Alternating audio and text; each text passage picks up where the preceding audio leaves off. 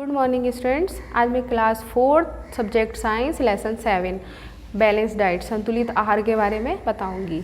आहार तो आपको ही पता है, जो दिन रोज के खाने पीने का हमारा सामान होता है उसको हम आहार बोलते हैं। जैसे रोटी चावल सब्जी, ये सब चीज़ें आप खाते हैं, दाल और बहुत सारी चीज़ें आप बाहर की भी खाते हैं, जिनको खाने पे आपके पेरेंट्स भी कहते हैं, हम लोग भी आपको समझाते हैं कि ये चीज़ें नहीं खानी चाहिए, इनसे नुकसान होता है। उनमें कौन कौन सी चीज़ें आती हैं? कोल्ड ड्रिंक्स है, आइसक्रीम है, चाउमीन, नूडल्स, मैगी, ये सब चीज़ें आप लोग खाते हैं, तो ये चीज़ें हमारे शरीर के लिए नुकसानदायक होती हैं। जो भी जो डब्बा बंद, इनको हम बोलते हैं जंक फूड। क्या बोलते हैं? Junk food. तो जंक फूड होते क्या हैं? जो भी खाद्य पदार्थ पैकेट में बंद, डिब्बे में बंद, बोतल में बंद, या जो तले हुए या उन्हें हम मतलब ऐसे खा लेते हैं कच्चे, वो सब क्या कहलाते हैं? जंक फूड कहलाते हैं। तो जंक फूड में आपके कौन कौन से आते हैं? आपकी मैगी, नूडल्स,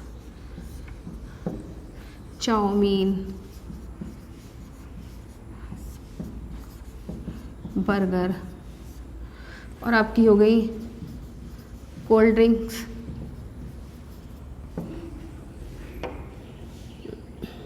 ड्रिंक्स, आदि।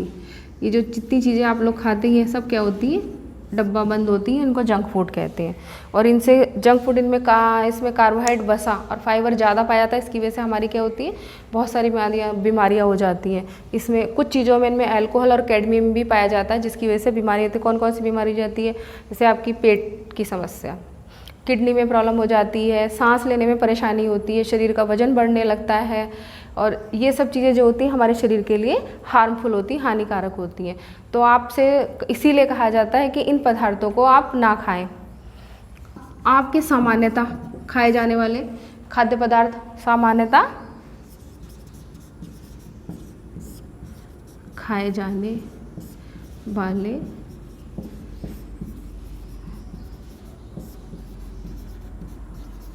खाद्य पदार्थ, तो आपको पता है, एक तो सबसे पहले क्या आती है? दालें, जो आप लोगों को बड़ी पसंद है। दालों के नाम आपको पता है? दालों में एक होती है अरहर की दाल होती है, मूंग की दाल, मसूर, उड़द और चने की दाल। ठीक है। फिर आते हैं आपके चावल। तो चावल में भी ना अलग अलग नाम से चावल आते हैं, लगते सब एक से है लेकिन उनकी वैरायटी सबकी अलग अलग होती है। जैसे बासमती, इंद्रासन और सेला, ये चावल के अलग अलग नाम होते हैं। इसके बाद आपकी आती है रोटी मतलब कि किस किस चीज़ की, किस किस अनाज के पीस करके उसका आटा बनाया जाता है और उसकी रोटी बनाकर खाई जाती है। मक्का, गेहूँ, बाजरा, इनकी क्या करते हैं? हम रोटी बना करके खाते हैं। इसके बाद आते हैं हमारे फल। तो फल भी आप लोगों को बहुत सारे फल, जैसे एक सबसे पसंद है आपको, ये मौसमी फल होता है, इसको बोलते हैं आम, सेब, केला, संतरा, अंगूर, है ना। और भी फल होते हैं। सब्जी भी आप लोग जानते हैं सब्जी के नाम। सबसे फेवरेट सब्जी सबकी, सब बच्चों की फेवरेट सब्जी कौन सी होती है? आलू, मटर, फूल गोभी,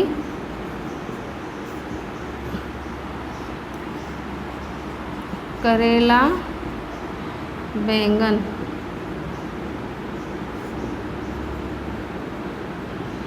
इत्यादि। और सलाद आपको पता है किस किस चीज़ों का आप सलाद खाते हैं? सलाद खाते हैं हम मूली,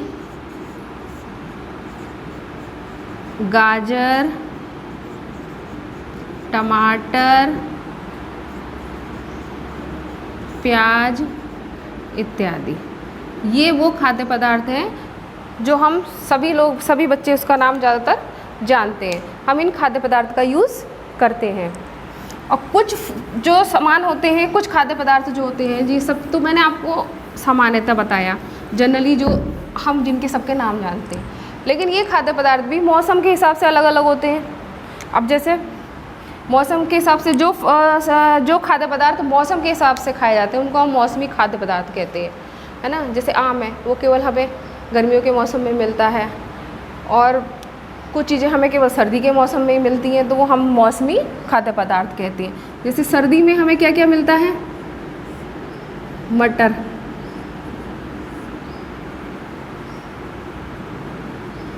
फूल गोभी, पालक। वैसे तो पालक हमें पूरे साल मिलता है, लेकिन कुछ हरी पत्तेदार सब्जियां ज़्यादातर हमें सर्दियों में मिलती हैं। चने का साग, मक्का, ये सब हमें सर्दियों में मिलती हैं। और भी चीज़ें हैं। और गर्मी में तो सब बहुत अच्छी अच्छी चीज़ें मिलती हैं। आपको क्या मिलता है? खरबूजा,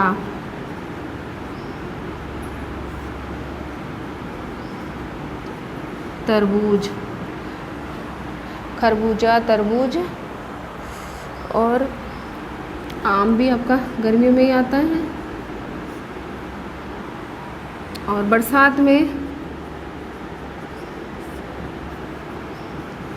खीरा, ककड़ी, ये सब चीज़ें हमें कब प्राप्त होती हैं? बरसात में प्राप्त होती हैं। अब इसके बाद आते हैं आपके पोषक तत्व। अब ये सब चीज़ें तो मैंने आपको खाद्य पदार्थों के नाम बता दिए, ये सब खाद्य पदार्थ होते हैं। लेकिन ये खाद्य पदार्थ हम क्यों खाते हैं? ये खाद्य पदार्थ हम इसलिए खाते हैं जिससे हमारे शरीर को पोषक तत्व मिले। और हम पोषक तत्व जो होते हैं हमारे, वो 5 प्रकार के होते हैं। पोषक तत्व हमारे 5 प्रकार के होते हैं। पहला होता है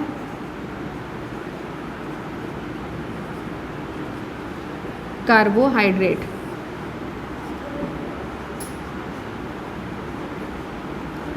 प्रोटीन, वसा,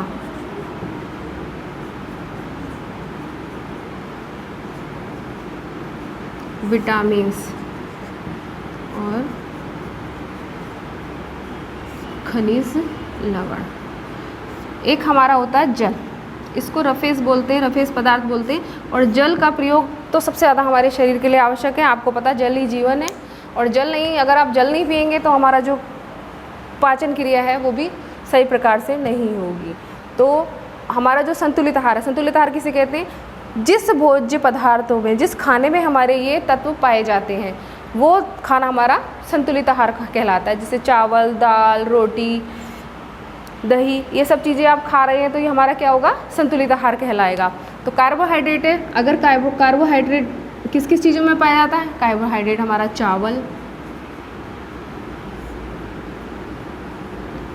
गेहूँ, आलू इत्यादि में पाया जाता है। इससे क्या मिलती है हमारे शरीर को? ऊर्जा मिलती है।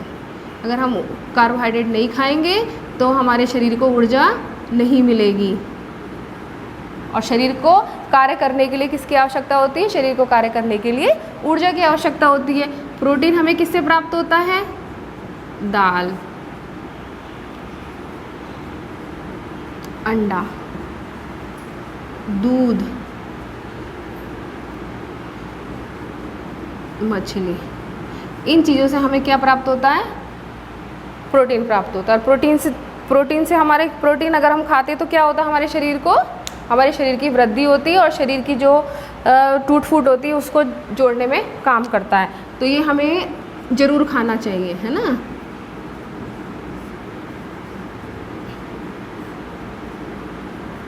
वसा, घी, मक्खन, तेल, और इसको खाने से हमारे शरीर को क्या मिलती है? ऊर्जा और ऊष्मा मिलती है। तो इसलिए हमारे संतुलित आहार में इन सब चीज़ों का होना ज़रूरी होता है। और ये विटामिन्स और खनिज लवण से क्या होता है? ये हमें रोगों से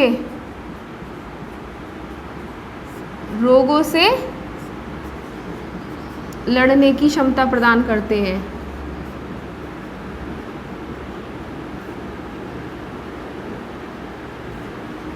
और खनिज लवण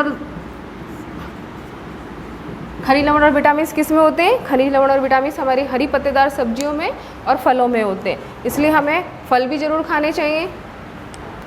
तो बेटा मैंने फिर से एक बार बता देती हूँ, कार्बोहाइड्रेट जो है हमारे चावल, गेहूँ, आलू। आप रोटी खाते हैं गेहूं की, तो आप रोटी खाते हैं उसमें कार्बोहाइड्रेट होता है, और जब हम उसको खाते हैं तो हमारे शरीर को क्या मिलती है? ऊर्जा मिलती है। और प्रोटीन दाल है, अंडा है, दूध है, मछली है, ये सब चीज़ें हम खाते हैं तो इससे क्या मिलता है हमारे शरीर को? शरीर की वृद्धि होती है। और दूध तो हमें बच्चों को रोज़ ही पीना चाहिए। क्यों पीना चाहिए? क्योंकि दूध में हमारे सभी पोषक तत्व होते हैं जो हमारी हड्डियां हैं उनको मजबूत करने के काम में। हमारे दांत हैं और हमारी हड्डियां हैं, इनमें कैल्शियम की आवश्यकता होती है, और दूध से हमें क्या मिलता है? कैल्शियम मिलता है जो हमारे शरीर को मजबूत करता है। बसा, घी, मक्खन, तेल, ये सब चीज़ें इसमें बसा होता है, और बसा से क्या मिलते हैं हमारे शरीर को? ऊर्जा और ऊष्मा मिलती है। ऊर्जा और ऊष्मा मिलती है तभी तो हम काम कर सकते हैं। अगर हम सही से अपना खाना नहीं खाते, आपने देखा होगा जो लोग ढंग से खाना नहीं खाते या बाहर की चीज़ें ज़्यादा खाते, बाहर की चीज़ें खाने से शरीर को हानि होती है, और हानि होती है तो हमारा शरीर के अच्छे से एक्टिव नहीं रह पाता, हम अच्छे से काम नहीं कर पाते। विटामिन और खनिज लवण, तो ये हमें रोगों से लड़ने की क्षमता प्राप्त करते हैं। खनिज लवण और विटामिन हमें फल और हरी पत्तेदार सब्जियों से मिलते हैं, और इनको हम संरक्षी भोज्य पदार्थ भी कहते हैं। संरक्षी भोज्य पदार्थ मतलब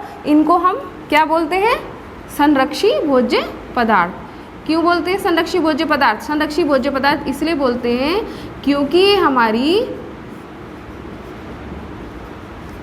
रोगों से रक्षा करते हैं। तो इसलिए हमें अपने खाने में सभी चीज़ों का इस्तेमाल करना चाहिए, सारे पोषक तत्व लेने चाहिए। कुछ लोग क्या होते हैं? कुछ लोग उपवास रखते हैं। जब वो उपवास रखते हैं तो खाना नहीं खाते, लेकिन जो उनके शरीर में बसा संचित है वो उन बसा के द्वारा उन्हें पोषक तत्व मिलते रहते हैं। और व्रत रखना भी चाहिए, क्योंकि व्रत रखने से क्या होता है, जो हमारा डाइजेस्ट सिस्टम है, पाचन तंत्र है, वो सही प्रकार से कार्य करता रहता है। तो आपको मैंने बताया संतुलित आहार क्या है, जिसमें सभी पोषक तत्व पाए जाते हैं, वो संतुलित आहार कहलाते हैं। और कुछ चीज़ें हैं खाते समय हम उनका ध्यान रखना चाहिए, जैसे हमें खाना उतना ही खाना चाहिए जितना हमें आवश्यकता है। आवश्यकता से अधिक खाना नहीं लेना चाहिए, वो हानिकारक होता है, फिर हमारा नुकसान भी होता है, क्योंकि आप आधा खाना खाते हो आधा फेंक देते हो। दूसरा, हमें कभी कटे हुए फल नहीं खाने चाहिए। कटे फल होते हैं उन पर बहुत सारे बैक्टीरिया, विषाणु लग जाते हैं, जो उनको खाने से बहुत सारी बीमारियां हो जाती हैं।